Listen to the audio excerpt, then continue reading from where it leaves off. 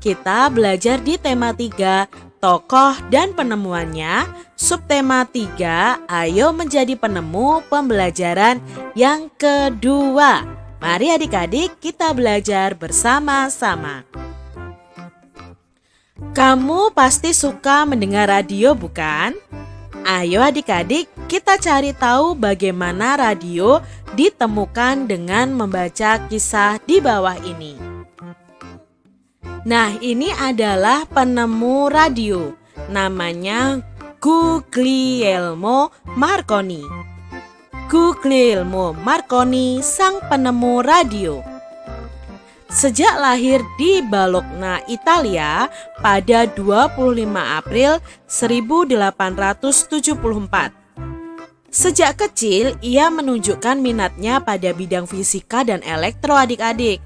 Lalu pada tahun 1895, ia memulai penelitiannya sampai menemukan telegraf tanpa kabel. Ini merupakan cikal bakal radio. Pada tahun 1897, Marconi ini mempresentasikan hasil temuannya. Alat komunikasi dengan menggunakan sinyal tanpa kabel yang mampu menjangkau jarak 19,3 km. Itulah radio yang hingga saat ini dirasakan manfaatnya oleh kita. Tahun 1901, Marconi berhasil membuktikan bahwa gelombang tanpa kabel temuannya tidak akan terganggu oleh lekukan bumi. Ia menyebarkan sinyal radio pertama sejauh 3.380 km sampai menyeberangi Samudra Atlantik. Penelitian Marconi ini terus berkembang adik-adik. Selain pemancar radio, ia menemukan perangkat komunikasi lain yang menggunakan gelombang tanpa kabel, yaitu telegram, radio, dan teknologi radar. Atas jasa yang sangat bermanfaat bagi perkembangan ilmu pengetahuan, Marconi ini menerima banyak sekali penghargaan adik-adik.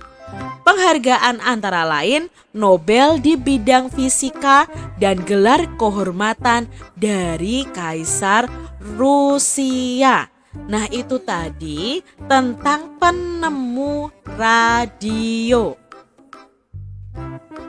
Adik-adik semuanya, menurutmu apa dampak penemuan dari Marconi bagi warga dunia tadi adik-adik?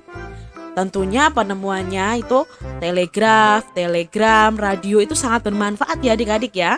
Nah, dampaknya adalah manusia dapat berkomunikasi menggunakan radio, lalu bisa mengirim pesan menggunakan telegraf waktu itu ya, dan mendeteksi posisi pesawat menggunakan teknologi radar. Ketiga hal tersebut dapat dilakukan dari jarak jauh.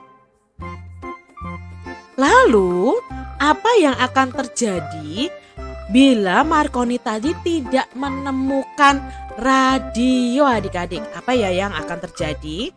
Tentunya yang terjadi zaman dahulu manusia tidak akan bisa berkomunikasi dan tidak bisa menyebarkan informasi serta tidak bisa mendengarkan lagu lewat radio. Lani suka sekali mendengarkan berbagai lagu dari stasiun radio. Ketika Lani mendengarkan radio di kamarnya, volume suara radio itu keras hingga adiknya yang sedang belajar merasa terganggu adik-adik. Nah, ini gambarnya. Lani menyalakan radio dengan volume yang keras, padahal adiknya sedang belajar.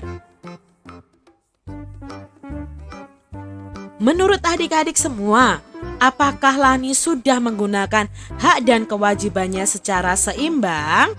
Nah, Lani ini belum melaksanakan atau menggunakan hak dan kewajibannya secara seimbang.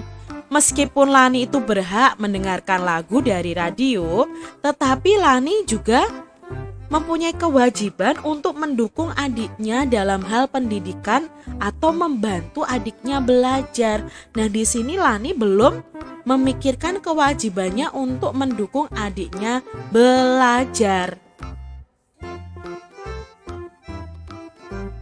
Ya, meskipun Lani punya hak mendengarkan radio, adik Lani juga mempunyai hak untuk belajar dengan nyaman. Hak Lani dibatasi oleh hak orang lain.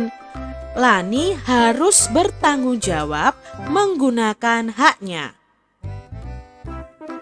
Selain itu, setiap anggota keluarga mempunyai kewajiban untuk menjaga kenyamanan di rumahnya masing-masing adik-adik.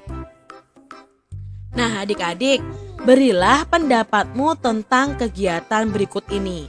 Apakah kegiatan berikut ini sudah melaksanakan hak dan kewajibannya dengan tanggung jawab? Nah, Kak Citra punya gambarnya yang pertama ini adik-adik.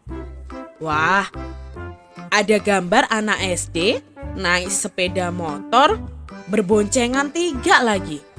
Menurut adik-adik, apakah sudah menggunakan hak dengan tanggung jawab gambar tersebut?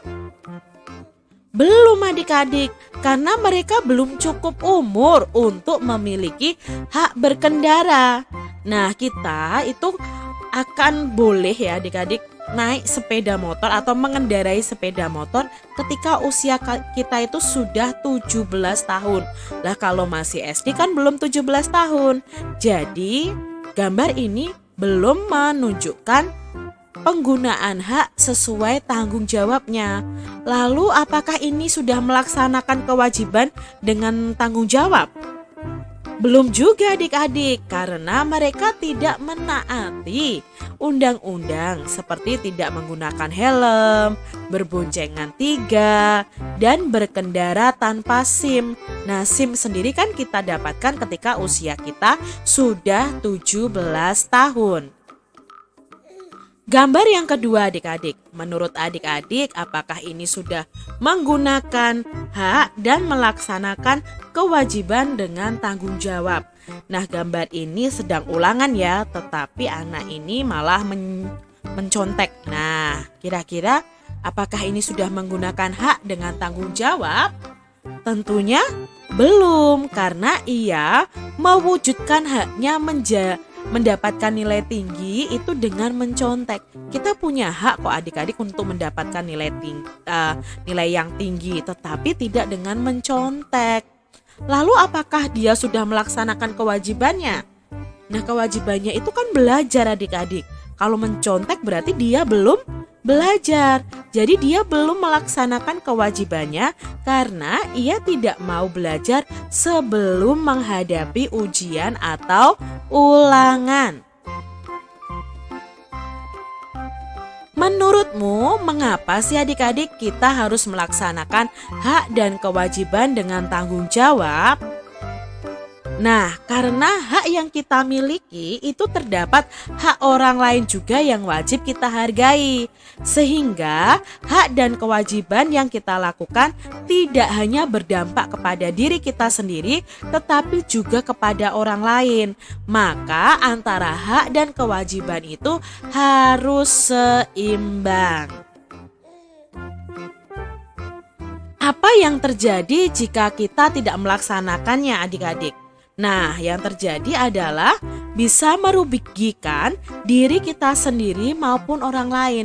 Kalau kita tidak menghargai hak orang lain dan kita tidak melakukan kewajiban kita, maka itu akan merugikan diri kita sendiri dan orang lain.